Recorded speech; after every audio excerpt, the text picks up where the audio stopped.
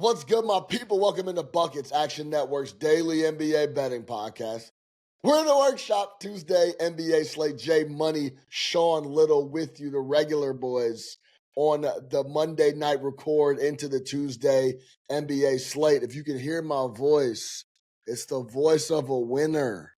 It's the voice of a man that was on the Philadelphia Eagles. It's the voice of a man that enjoyed a few cocktails after Jalen Hurts took them boys out in the back and tapped that ass like I tried to tell y'all he would. We are recording this live from our Tommy John home studios. You know how we do. We get the play, we get the cap, we get you guys out of here.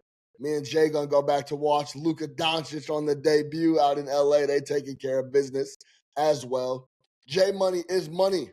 How you doing? And give me your best bet for the Tuesday NBA slate. Yeah, everything's going well. In real life, the gambling life not so well. Just kind of taking a step back, man. I'll probably come back from All-Star break ready and refreshed. But for the Tuesday slate, I'll throw a strong lean towards the Detroit Pistons -4.5. Break, Jay. I love it. Always tries to keep the mental fresh by taking a break. It's the smartest thing you can do if you're not feeling it. Some people double down for whatever reason. They're not feeling good, so they try to catch up faster. It's a disaster. And I know that because I've done it when I was a youngster. Take a break, take some time. There's always another play on the horizon, I promise you. I'm going to go Knicks-Pacers over 238.5 in Indianapolis here tonight. All right, Jay Money, I'm going to start with my cap since you got the strong lean. Knicks-Pacers at the Garden. This match, or not that, excuse me, in Indianapolis. This matchup and spot screams a game being played in the 240s. Let's talk about the Knicks first, Jay. Since OG Anunoby went down, sprained foot versus the Lakers, they have been getting destroyed on the defensive end. Absolutely dismantled. 4-0 to the over since he went down. Last 4 games without their defensive rating, 125.5, 28th in the NBA. OG went down the middle of the Lakers game. Since he went down, 4-0, including that Lakers game, to the over. Last 4 games without him, their defensive rating is 125.5. That's 28th in the NBA. OG Anunoby still questionable on the injury report. I gave, even though it didn't work out, Jay, I didn't do that. I did the episode with Brian Fonseca. Mm-hmm. I gave out the Pistons with Cade questionable, and I thought he wasn't going to go, so I was going to go with Philly. He didn't go. Pistons ended up taking care of business versus Philly, but I feel similarly about this spot in OG Anunoby. I don't see him coming back in this game. This is the first of a second on a back-to-back. The second of the back-to-back on Wednesday before the All-Star break is against the Atlanta Hawks at MSG. If he attempts to come back before the All-Star game, I would expect it to be that game for OG Anunoby. I don't see him going in this game. And without him, the Knicks absolutely cannot stop anybody. Jay, I've been pounding microphones everywhere I can talking about this New York Knicks three-point defense. It is absolutely horrendous. Dead last in the NBA. They're allowing 38% from 3. They're not closing out. They're not rotating. It's a lot of different things that concern me with their three-point defense, especially with the teams they're going to try to compete with in the East and the Boston Celtics and the Cleveland Cavaliers if they want to hold themselves in that higher ilk, which is where I hold them and where the standard is right now. The three-point defense has been extremely messy, and I don't think it's going to change anytime soon. Pacers don't shoot many triples. They're towards the bottom of the league in attempts, but the last time out against the Knicks, they shot 46 threes. They only averaged 34 a game. They know this Knicks team very well. They know that's a spot they can exploit, and that's exactly what they've done when they went head-to-head.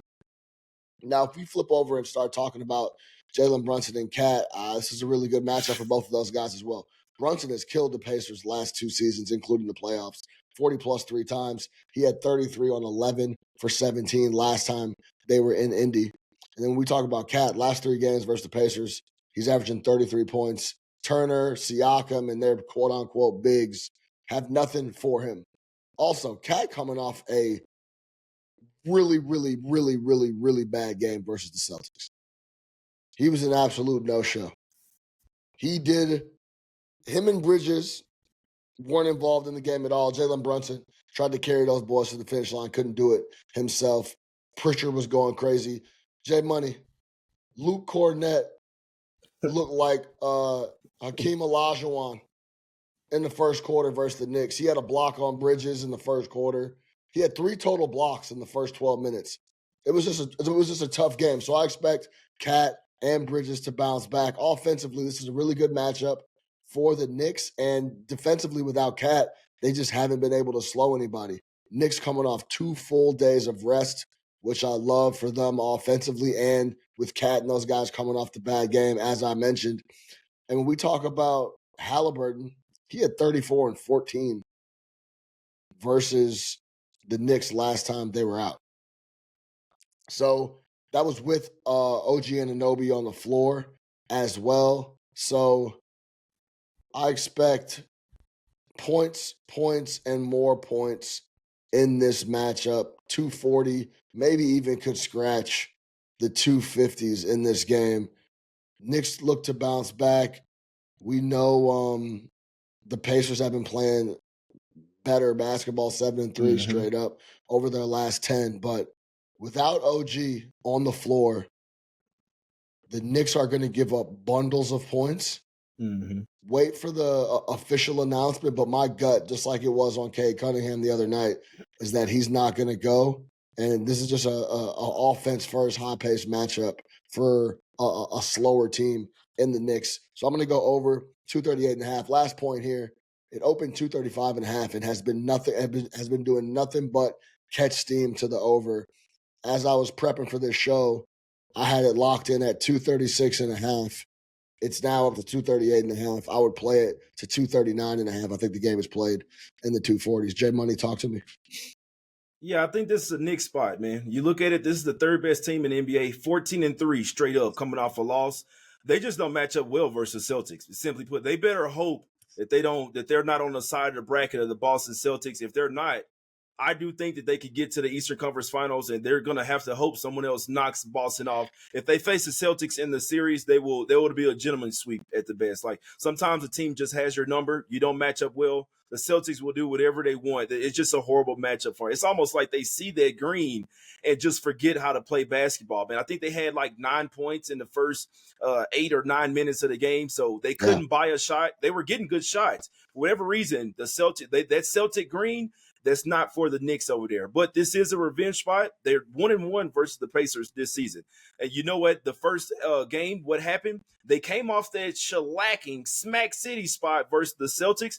Same situation, but they played in Boston at time. They lost 132-109. Then they came home, smacked up the Pacers, took all of their frustration out on the Pacers, smacked them up 123-98. I don't care if OG is in or not. With the Knicks being in a bounce back spot, having a couple of days off rest, the spot also doesn't set up well for the Pacers here. With them only, I know that they've had 2 days rest, which that does help. When you have, when you are on a 4-game West Coast road trip, and this is your first game back at the house, pretty much like on Eastern time zone. Even if they're on Central, it's still not the best of spots. I think that the Knicks still remember losing to this team in the playoffs. They're gonna bring it in this particular game. It may not be defensively, but with them laying a point here, if OJ's out, if OG Anunoby's out, they might even be an underdog. I think the Knicks bounce back here. They've shown it time and time again that they know how to bounce back. Like I said, third best team in the NBA, 14-3 straight up, coming off a loss. I think that trend continues here. I like the Knicks -1 here. Shout out our guy Adam Lefko, friend of the program. TNT game. Lefko will be in the studio for Turner. And he always likes when we say this, Jay. What do you do after the little 4-game roadie out west? You got to get back home. What you got to do, Jay? You got to walk the dog. You got to walk the dog. You got to take care of the lady. All that stuff. You got to go take care of the ladies with an S potentially. You got the dry cleaning. You got to do a bunch of things. Next thing you know, Karl Anthony Towns got 20 in the first half, and we're trending over. So hopefully that is the case in Indianapolis. A lot of steam to the over as the number opened. I like it up to 239.5. I think there's a lot of points. And as the Pacers get settled in, once they figure out they're playing a basketball game, it's going to be wide open up and down.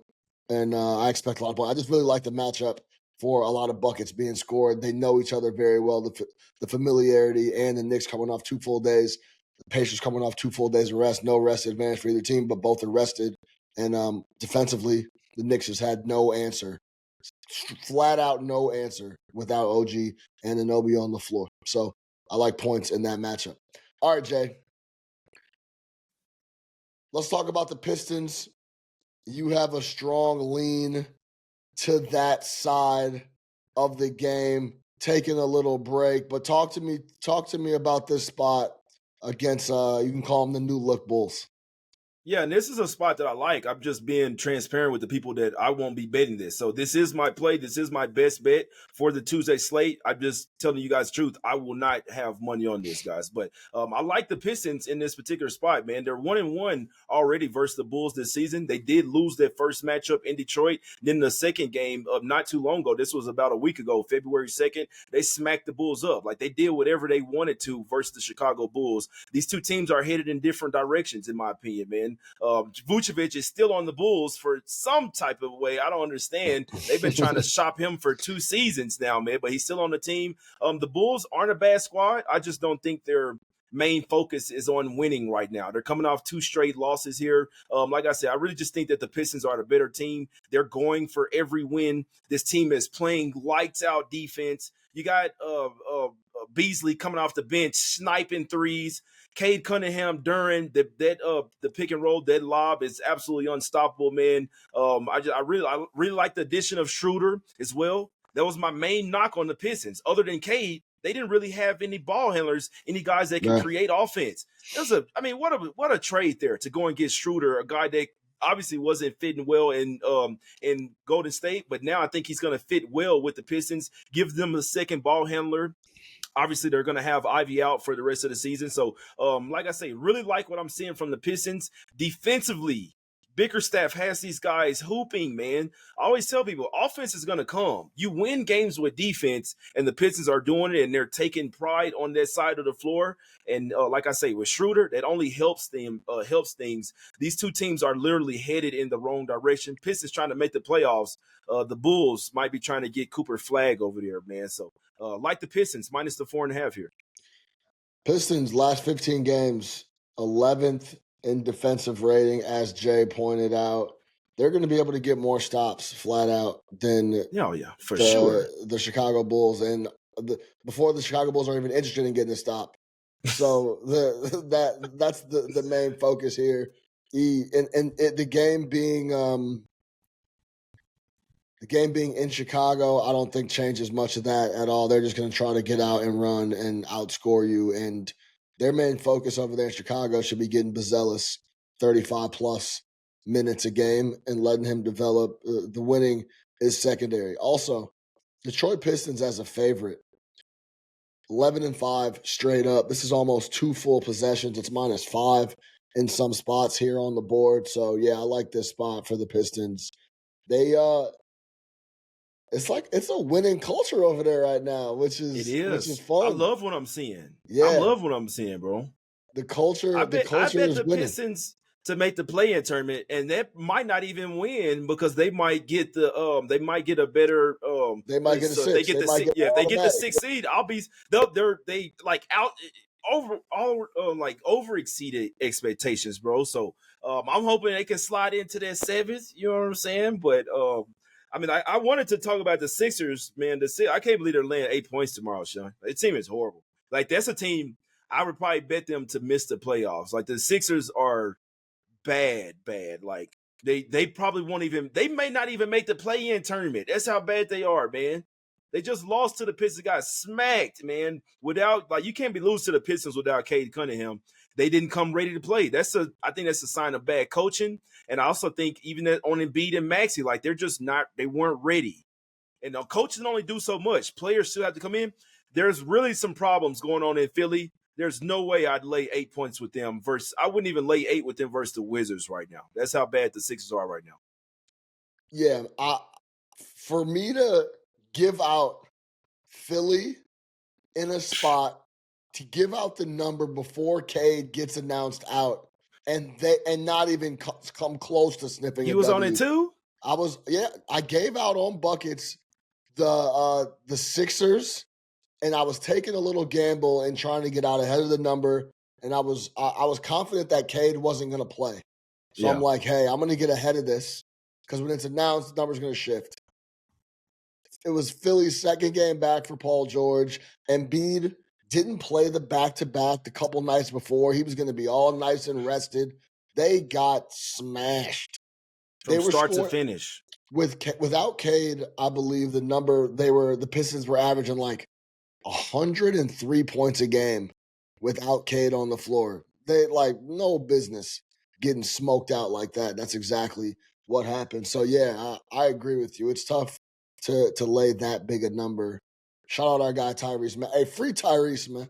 That's Yeah, where I I'm like at. Maxey, but Yeah. even him didn't show up that game, Sean. Yeah. Even And- Maxey had a yeah. horrible game. They were not ready. You know how it is. Oh, K's out. All right. Let me kick my feet up then. This is gonna be easy, right? No, they got smacked from start to finish. Yeah, and look, Tyrese is due for are allowed to have a bad game here and there. He's been trying to carry that squad. He had been going crazy prior to that, but yeah, no excuse. They should have been taking care of business without When you're Kate the Cunningham 11th on the seed, floor. when you're 11th seed, bro, that's a must-win game. I was on it. I took it the night before, got a -1.5, -125. I was very confident. I didn't even know that Cade was banged up. I'm not gonna lie to you. I just knew that it was a must-win game. The Sixers are not an NBA team right now. I'll tell you that. For J Money is money. The break J is back. I love it because I think people in the betting world need to get that's damn near like a play. That's like a best bet. I'm on a break. What's your best bet? I'm on a break. Yeah, Tell patience. Practice it. It is major. We mentioned at the top of the show that we're coming to you from our Tommy John home studios, and that's because great games start with great underwear, and Tommy John makes the greatest. I have a bunch of the stuff. Y'all hear me all the time. I'm wearing Tommy John draws right now. Comfortable, breathable.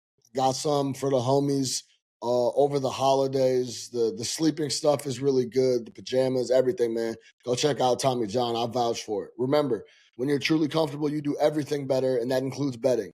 So if you love the Buckets podcast, if you love this crew, J Money is Money, Sean Little, you'll love Tommy John. Get 25% off your first order right now at TommyJohn.com/buckets. That's 25% off at TommyJohn.com/buckets. And since we're talking Tommy John, go get some Tommy John. Go download the Action Network app.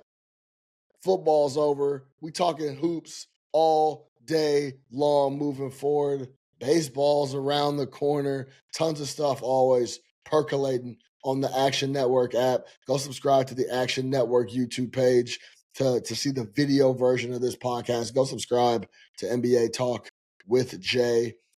Follow us on Twitter at Chicago Flow, at J Money is Money. For J Money is Money. I'm your host, Sean Little. Until next time, which is tomorrow, tell a homie to tell a friend to listen to Buckets.